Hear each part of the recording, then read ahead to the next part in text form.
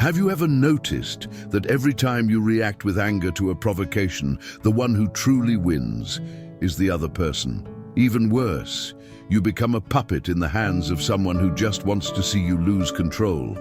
But that ends today. In this video, you're going to discover 9 hidden reasons why reacting makes you a prisoner of provocations, and the most powerful one will hit you hard. And at the very end, I'll reveal the one silent method that makes any provocateur regret. Ever testing you? Are you ready to flip the game? Then don't blink, because reason number 6 changes everything. Reacting is exactly what everyone expects from you. But today, you'll understand why the strongest people never fall into that trap. If you've ever regretted losing your cool, this is your chance to master it once and for all. And one more thing, don't watch until the end unless you're ready to unlock a coldness so intense it'll intimidate even your worst enemies. Reason number 9 is my personal favorite weapon. You surrender your emotional control to others. Every time someone provokes you and you respond with anger or frustration, you're making a crucial strategic mistake. You're handing over control of your emotional state to someone else. This dynamic is as old as it is dangerous. From medieval courts to modern social media, the one who controls your reactions holds silent power. The provocateur becomes the conductor, and you, the instrument playing exactly the tune they want. And this isn't just a metaphor. Neuroscientifically speaking, reacting to provocation triggers the same brain circuits our ancestors used when facing physical threats. The limbic system kicks in, flooding your body with adrenaline and cortisol. But in the modern world, this primitive programming often works against us. While you're boiling with rage, the person who triggered you might be calmly watching your every move, adapting their strategy to keep you under control. Marcus Aurelius, the philosopher emperor, understood this deeply. In his writings, he made it clear, if you are distressed by anything external, the pain is not due to the thing itself, but to your estimate of it. He lived this principle through conspiracies and betrayals during his reign, yet never lost his composure. While other emperors fell into emotional traps, Marcus Aurelius held the upper hand by refusing to play the other person's game. A modern example of this principle in action is Warren Buffett. The billionaire investor is known for his calm, almost unshakable demeanor, even when criticized or challenged. Instead of wasting time and energy responding to attacks, he stays focused on his goals.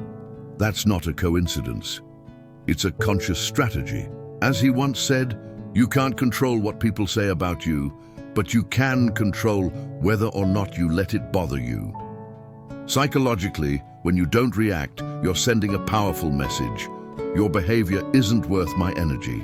That flips the power dynamic completely.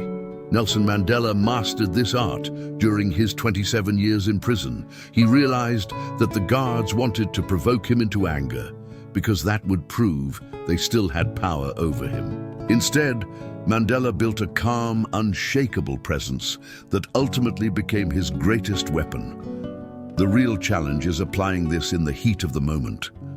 One effective technique is creating what psychologists call space between stimulus and response. Viktor Frankl, a Holocaust survivor, captured this beautifully. Between stimulus and response, there is a space. In that space is our power to choose, and in our choice lies our growth and freedom. That tiny space, even just a few seconds, is where the real battle happens. Elon Musk embodies this in many of his public interactions. When insulted on social media, he often responds with humor or simply ignores the attack. That's not a personality quirk. It's a calculated tactic. Musk understands that in the digital world, indifference can hit harder than any comeback. Provocateurs want emotional fuel, and silence denies them exactly that. Training yourself to respond. This way starts small. First, notice your physical reactions. The quickened heartbeat, the shallow breathing. These are signs that your limbic system has taken over. Then practice the mental mirror technique. Imagine the provocateur's words hitting a mirror and bouncing right back without ever touching you. Over time, you'll develop what ancient samurai called the immovable mind, the ability to remain centered even in chaos. Here's the truth. Every time you react impulsively, you're giving someone a power they didn't earn. But when you choose not to react, you're claiming something far more valuable than victory in a debate. You're claiming full ownership of your inner state. And in that game, as proven by both ancient and modern minds, the real win isn't in fighting back. It's in becoming unfightable. This leads us to the next crucial point, how our reactions actually validate and empower those who provoke us, fueling a cycle that ends up hurting only one person, us. 2. You validate the provocateur. There's a cruel psychological principle behind every provocation. It only exists because it works. When you react, you're doing far more than answering an insult or criticism. You're signing a declaration that the other person's words have power over you. And that's the exact fuel provocateurs thrive on. Think of it as a game of invisible power. The provocateur throws out an emotional hook, maybe a harsh insult, a snide comment, or a calculated jab. If you take the bait and respond, you're confirming the hook worked. Even worse, you're revealing exactly what kind of bait works best on you. Author Robert Greene summed this up perfectly in the 48 Laws of Power. By reacting, you give others the satisfaction of knowing they've found your weakness. Historically, figures like Gandhi understood this on a strategic level.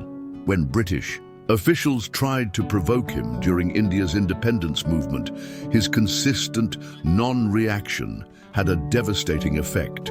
It robbed the oppressors of the emotional feedback they craved. Without reactions to feed their sense of dominance, the provocateurs were often left disarmed. Gandhi wasn't just being peaceful, he was playing a masterclass in psychological warfare. Today, celebrities like Keanu Reeves embody this same wisdom. When asked invasive or loaded questions in interviews, he remains calm, often giving short or no answers at all. His message is crystal clear. Nothing you say has the power to disturb my inner peace. Over time, even the most aggressive interviewers stop trying to rattle him. Neuroscience explains why this tactic works so well. When someone provokes you and gets a reaction, their brain releases dopamine, the same chemical tied to rewards. It's as if you're rewarding toxic behavior. Every time you react, you're literally training the person to keep provoking you. Behavioral psychologist B.F. Skinner demonstrated this in his work on positive reinforcement. Rewarded behavior tends to repeat, but the reverse is also true.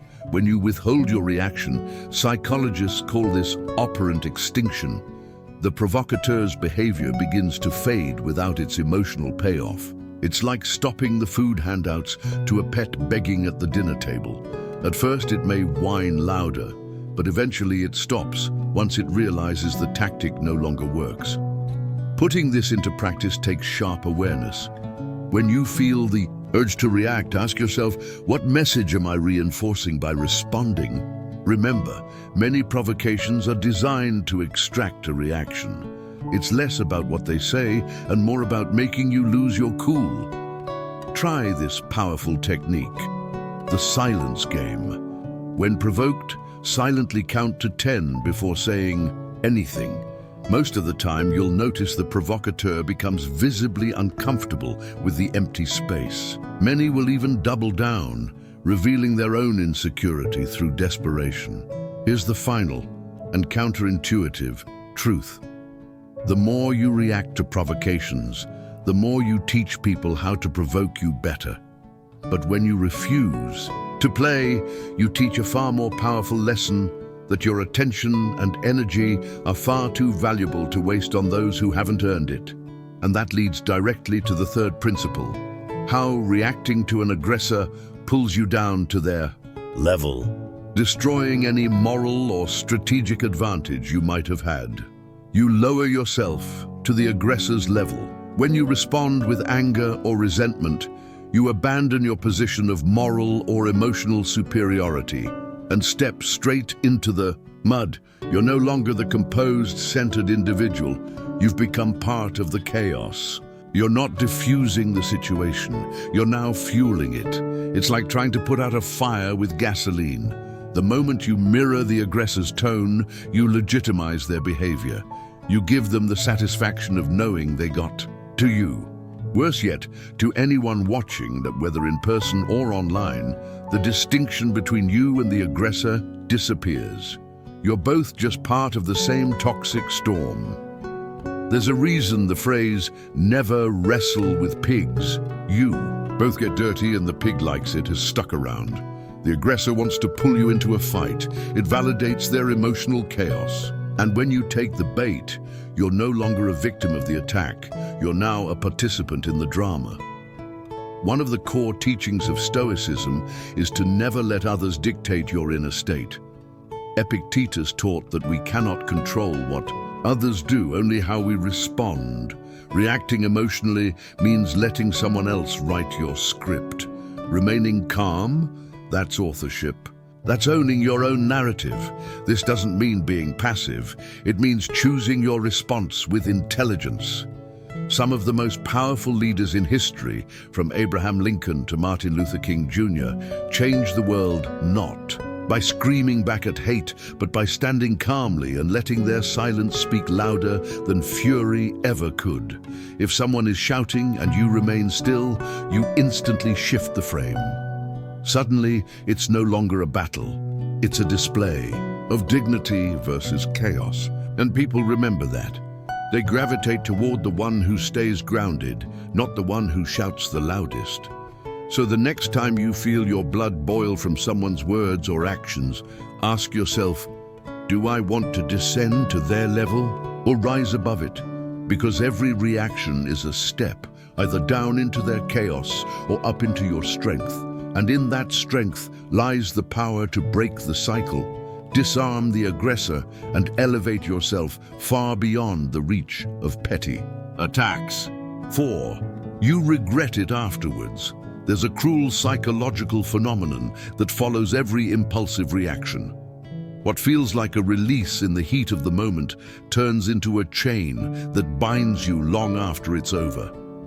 When the adrenaline fades and reason returns, we realize that words spoken in anger are like ink thrown into the wind, impossible to take back, and often permanently staining relationships and reputations. Neuroscience explains this with surgical precision. During intense, emotional episodes, the brain experiences what's known as a neural hijacking. The limbic system, which governs emotion and survival instincts, takes over, temporarily shutting down the prefrontal cortex, the part of the brain responsible for logic, reasoning, and self-control. For those few heated moments, you become a distorted version of yourself. Psychologist Daniel Goleman, in his work on emotional intelligence, describes this as an emotional hijack, a state in which you act in ways you almost always regret once your brain chemistry returns to normal. History is full of tragic examples of this principle. The O.J. Simpson trial is infamous not only for its legal drama, but for the emotional outbursts that likely hurt him more than any piece of evidence. His courtroom rage became a symbol, not of injustice, but of instability. Now contrast that with someone like Michelle Obama. Throughout her years in the White House, she was subjected to racist provocations and relentless criticism. But her choice to respond with silent dignity turned her critics into caricatures of ignorance. While others shouted, she rose. The corporate world has its own brutal lessons. In 2017, Uber's then CEO Travis Kalanick was caught on video screaming at one of his own drivers. That single emotional outburst didn't just tarnish his image, It triggered a chain reaction that eventually cost him his position. Compare that to Microsoft's CEO Satya Nadella, known for his emotional intelligence and ability to turn pressure-filled situations into strategic masterclasses in composure. One built an empire on control. The other lost his grip in seconds. Social. Psychology identifies a disturbing pattern here. Our emotional reactions rarely land on just the person they're aimed at. Instead, they send shockwaves through the environment, affecting everyone in their path. A study by Harvard University found that witnessing a single angry outburst at work reduces team productivity for up to 3 days. Regret isn't just personal, or it poisons the entire ecosystem around you. So how do you break the cycle? Stoic philosophy offers a practical tool: negative visualization. Before reacting, ask yourself, how will I feel about this in an hour? Tomorrow? A year from now? That tiny cognitive pause creates space for reason to intercept emotion. It's a gap, just a few seconds, but it's often all you need to save yourself from hours, days, or even years of fallout. Mark Twain, with his signature bite, once. He said, anger is an acid that can do more harm to the vessel in which it is stored than to anything on which it is poured. The truth hits hard. Every impulsive reaction is really a slow-acting poison, and we're the ones swallowing it. Once you realize that, you begin to build emotional immunity, a kind of inner armor that protects you not just from others, but from your own worst instincts. And that brings us to the fifth and crucial point. Every reaction is more than a one-time slip. It's a building block in the formation of mental patterns that can trap you in self-destructive cycles. So, you reinforce destructive emotional patterns. The human brain functions like a complex system of neural highways. The more often you travel a certain route, the faster and easier it becomes to go down that path again. Every outburst of anger, every impulsive reaction to provocation isn't an isolated event. It's the laying of dangerous pavement, turning unhealthy emotional responses into high-speed express lanes for future behavior. Neuroplasticity, one of the most groundbreaking discoveries of recent decades, makes this mechanism crystal clear. When we let anger or resentment drive our reactions, we are quite literally sculpting new neural circuits. Neuroscientist Richard Davidson demonstrated through brain scans how repeated emotional responses physically alter brain structure, strengthening the wiring associated with negative reactions. Buddhist philosophy anticipated this by more than 2,500 years. The concept of sankhara, mental formations, describes precisely how every emotional reaction plants seeds for future behavioral patterns. Our Zen master Thich Nhat Hanh expressed it poetically. Watch your anger, for it will become a habit. Watch your habits, for they will become your character. In the business world, we see this principle play out in real people's lives. Take Steve Jobs, for example.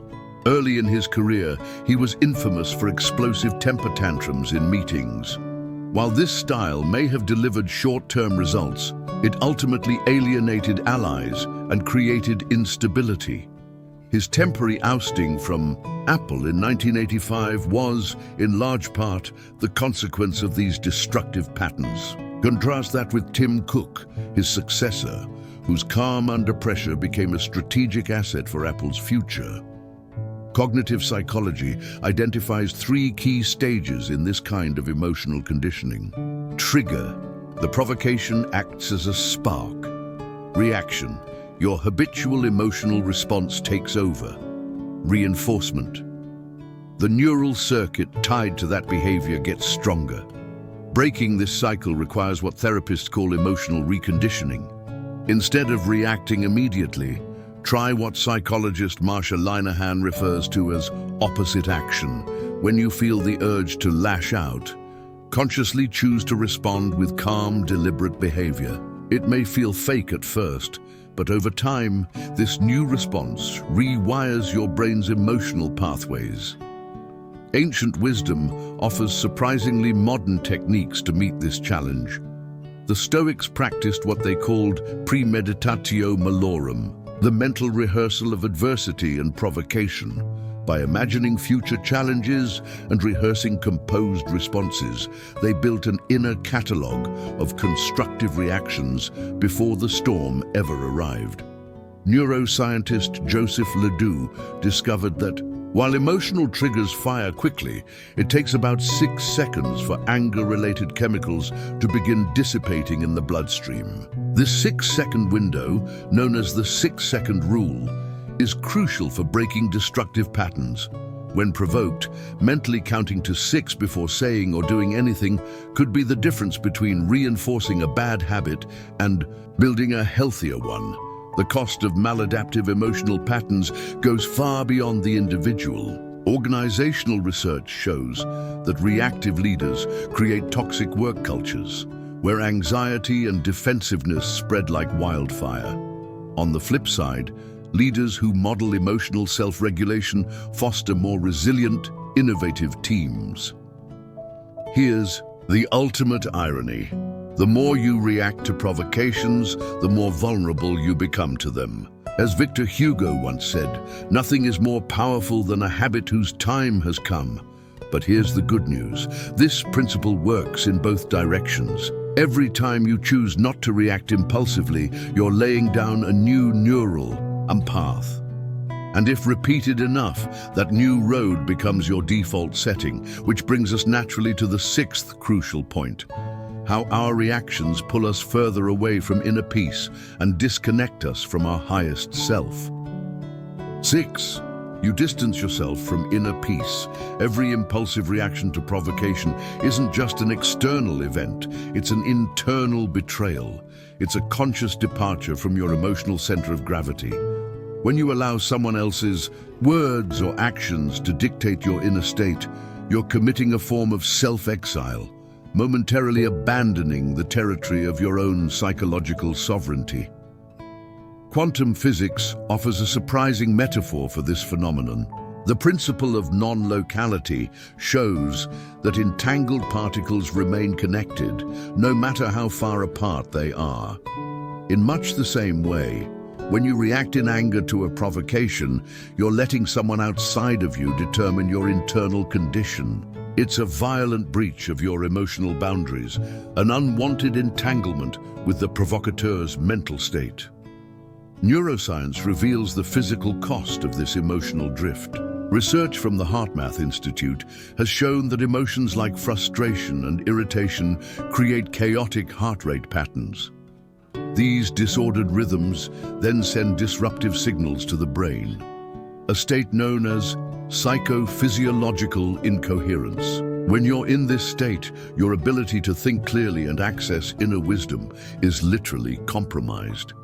History gives us a powerful contrast between two kinds of leadership.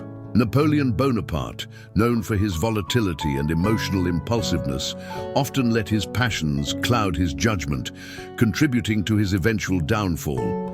In contrast, the Roman Emperor Augustus cultivated calculated composure.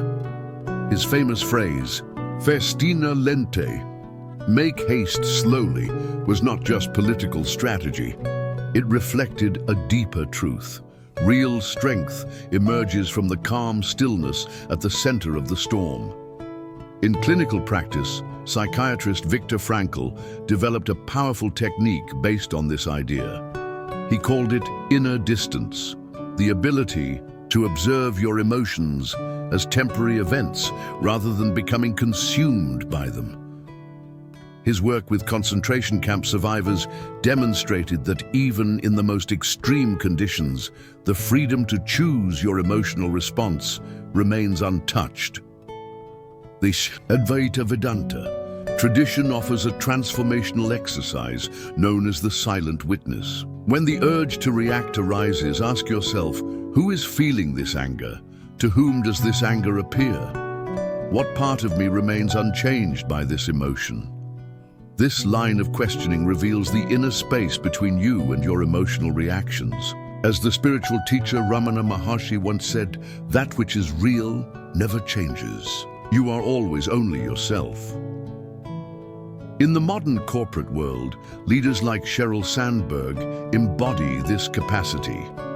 After the sudden death of her husband, she faced public criticism and personal pain with remarkable composure, something many attribute to her emotional resilience training. Her key practice? Daily self-check-ins, intentional moments to reconnect with her internal state before responding to the world outside. Breathing, one of our most basic functions, also offers a fast and effective realignment tool.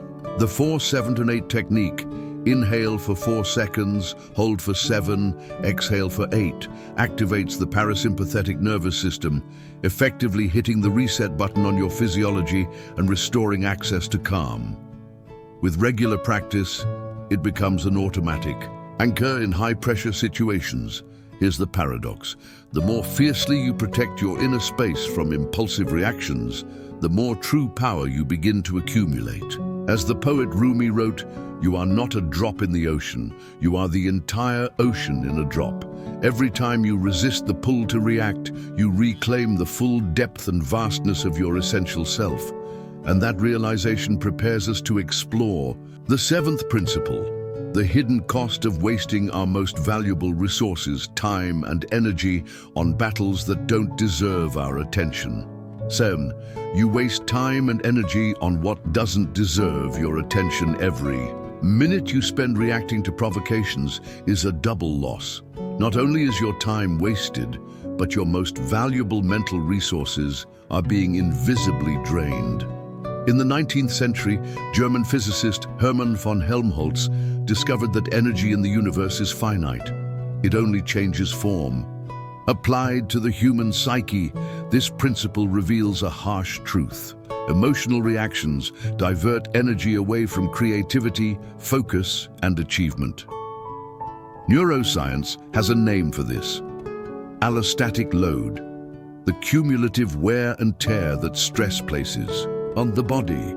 A study from Yale University found that just 15 minutes of anger consumes as much physical energy as an hour of intense intellectual work. When you react to provocations, you're literally redirecting blood away from your brain's frontal lobes, the seat of rational thinking, and toward your muscles, priming yourself for a fight that rarely, if ever, needs to happen. The world of investing offers a razor-sharp analogy. Warren Buffett attributes his success to the 20-slot rule. Imagining he can only make 20 investments in his entire life, he avoids wasting capital on mediocre opportunities. His longtime partner, Charlie Munger, expanded on this idea. The trick is to let the bad opportunities go by, saving your ammunition for the truly great ones. The same logic applies to emotional energy. Highly productive people treat their attention the way Buffett treats his capital, as a scarce resource to be allocated with ruthless precision. Evolutionary psychology explains why we're so bad at this. Our primitive brain was wired to respond to all potential threats, because missing a real danger could be fatal. But in modern society, where threats are often nothing more than provocations or petty insults, this same mechanism tricks us into spending emotional fortunes on emotional pennies. Here are some practical tools to break this pattern. The legacy test. Before reacting, ask yourself, will this matter in 5 years? If the answer is no, then silence is your wisest investment. Emotional accounting. Keep a log for 1 week of all the situations that consumed your emotional energy. At the end, ask yourself, which of these truly deserved that level of investment? The glass wall technique. Imagine a soundproof glass wall between you and the provocateur. You can see them gesturing, maybe even shouting, but you can't hear a word. Their noise never reaches your center. Entrepreneur Elon Musk uses a modern version of this principle. When asked how he handles criticism and personal attacks, he replied, "Like water off a duck's back. If you stop to dry every drop, you'll never get anywhere." Taoist wisdom offers the image of the bamboo. It bends in strong winds, spending minimal energy resisting, only to return effortlessly to its upright position. Rigid trees snap in storms, but the bamboo survives countless tempests, not because it's stronger, but because it knows exactly when to yield. The opportunity cost of emotional reactivity is astronomical. Every hour spent obsessing over a provocation is an hour not invested in learning, building, or deepening meaningful relationships. As philosopher William James once wrote, "The greatest discovery of my generation is that human beings can alter their lives by altering their attitudes of mind."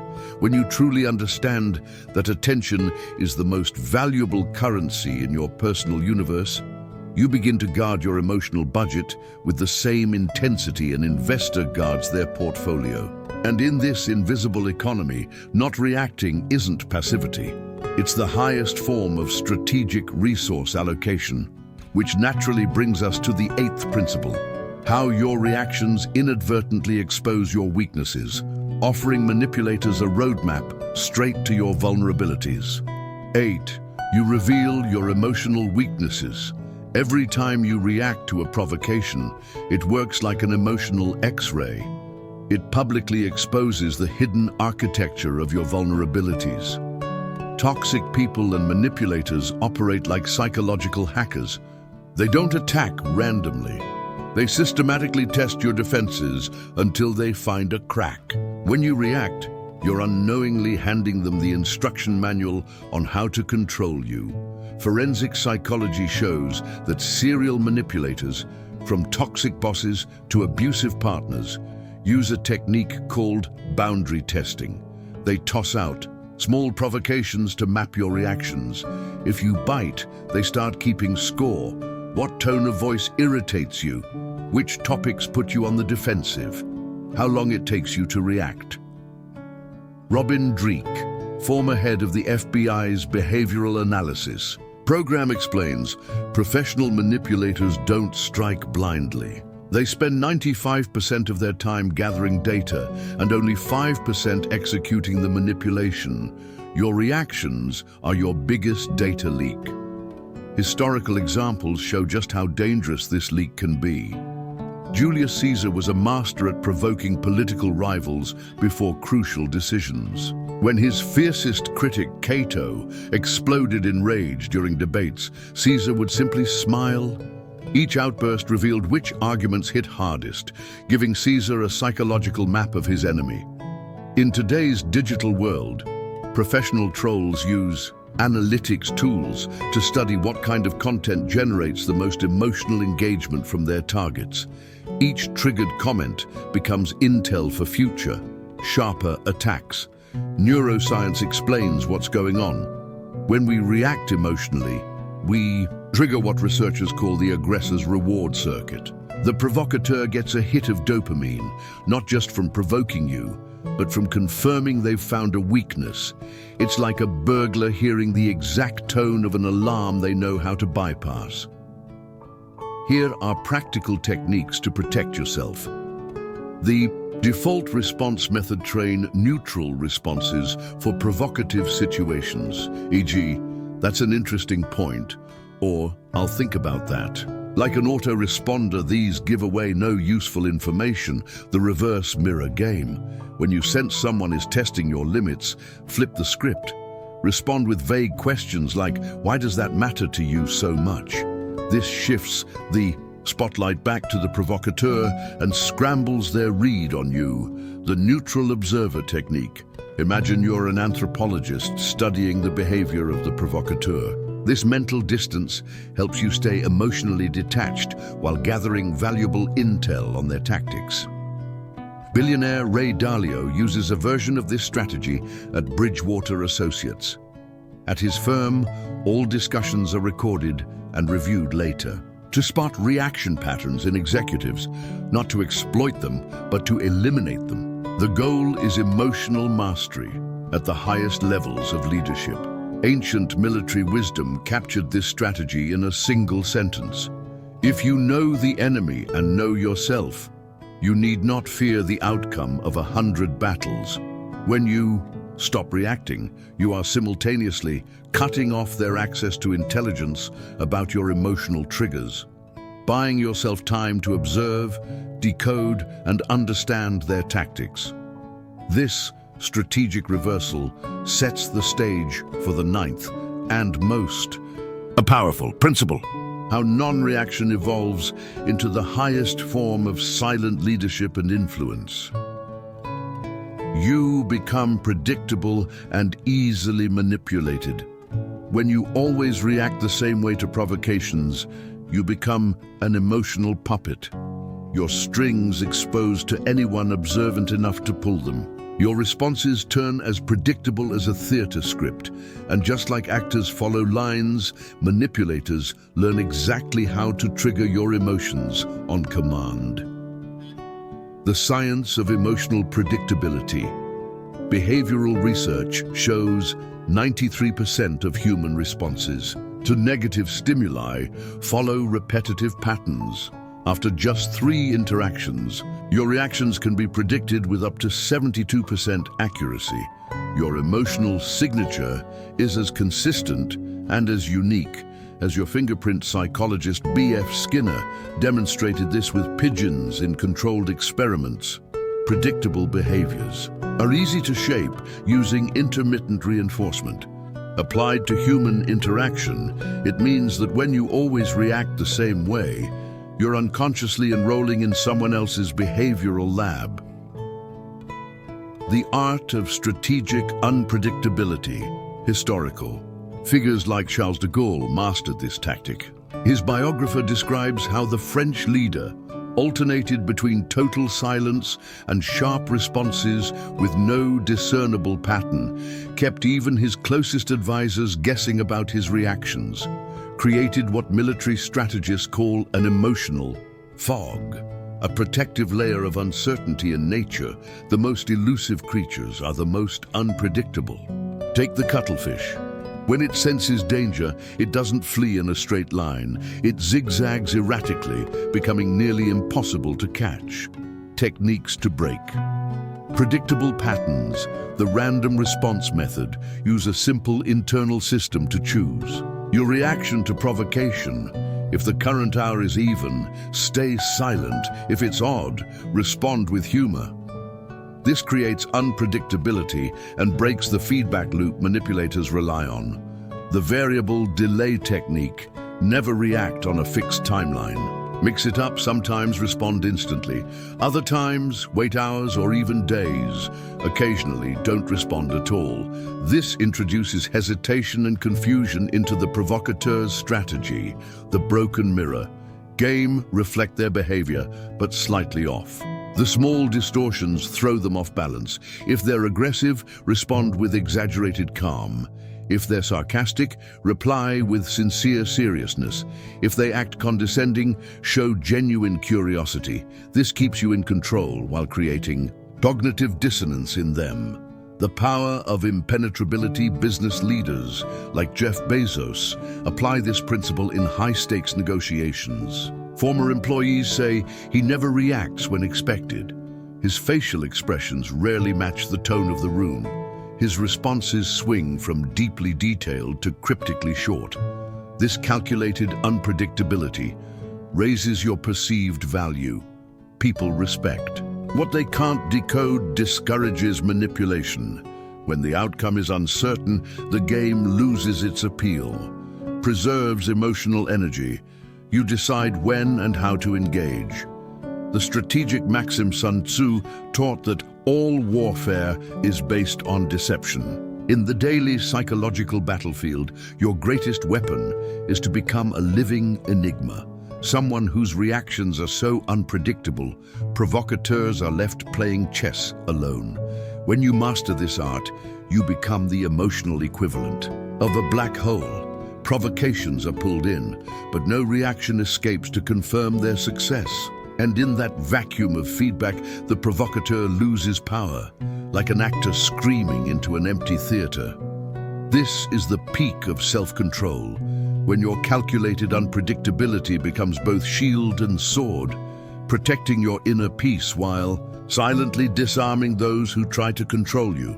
If this content made you see provocations in a new light, imagine how many people need to hear this today. You could be the bridge that helps someone break free from this emotional prison. Share with those who need this message. Leave a like so the algorithm shows it to more people. Comment "inner peace" if you're committed to not reacting. Your words might inspire others. The revolution against manipulation begins when one teaches another. And you've just received the key. In the silence between provocation and response lies the sacred space of true freedom. Every time you choose not to react, you're doing more than ignoring an insult. You're reconnecting with the immortal part of your being, the part that no words can touch, no attack can reach. The Taoist masters said, "Soft water overcomes hard stone, not through force, but through gentle persistence." So is the spirit that refuses to be dragged down, flexible as bamboo, but unbreakable in its essence. When you stop feeding other people's battles, you discover that true victory isn't in defeating others, but in reclaiming yourself every single moment. You are not what others say about you. You are the silence you keep, the peace you nurture, the light that never fades, even when the wind blows against it. May your journey inspire others to find that inner place. After all, as St. Francis reminded us, it is in giving that we receive. And the greatest gift is showing the world that unshakable souls exist. Darkness cannot drive out darkness. Only light can do that.